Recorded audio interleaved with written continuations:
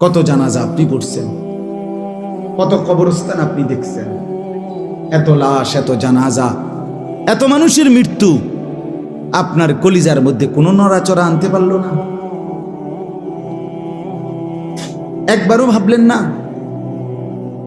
এই জলজ্জান্ত মানুষটা হাঁটতো, চলতো, উঠতো, বসতো, দৌড়তো, ছুটতো, সেই জীবন্ত জলজ্জান্ত ব্যস্ত মানুষটা এভাবে আমার চোখের সামনে একদম নিস্তব্ধ, হাতও নড়ে না, পাও নড়ে না, চোখও মেলে না, কানও শুনে না।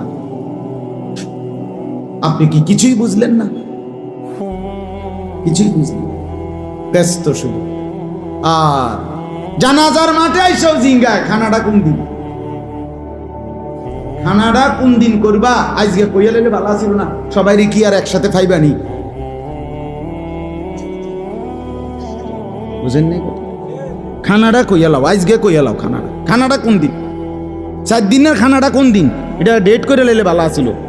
বেটা মরছে বাবুরে, বেটার সমস্যা, বেটা মরে গেছে, কিন্তু আমাদের তো কোনো অসুবিধা না, আমরা বাদে না খাবো।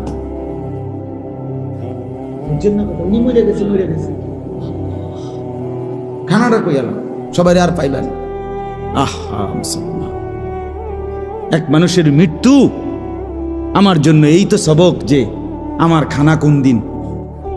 মানুষের মৃত্যুতে আমার শিক্ষা হলো এটাই যে আমার খানা মিলবে কোন দিন, এটা না। কথা এই ছিল, বলেন না? ইনসাফ কি বলে?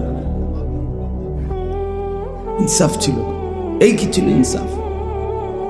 আমারে কত মানুষ জিজ্ঞাসা করে কত সময়, হুজুর শহরে বন্দর থেকে, ঢাকা ঢুকার থেকে আত্মীয় স্বজন আইয়ালাইছে, আজকে জানাজার দিন, কালকে আবার সবাই যায় বোগা, 3 দিন পরে আবার খানাটা করতে গেলে একটু ঝামেলা হয়, লোকটি আবার আইন ঝামেলা, চাইছিলাম কালকে করে লেতাম খানাটা।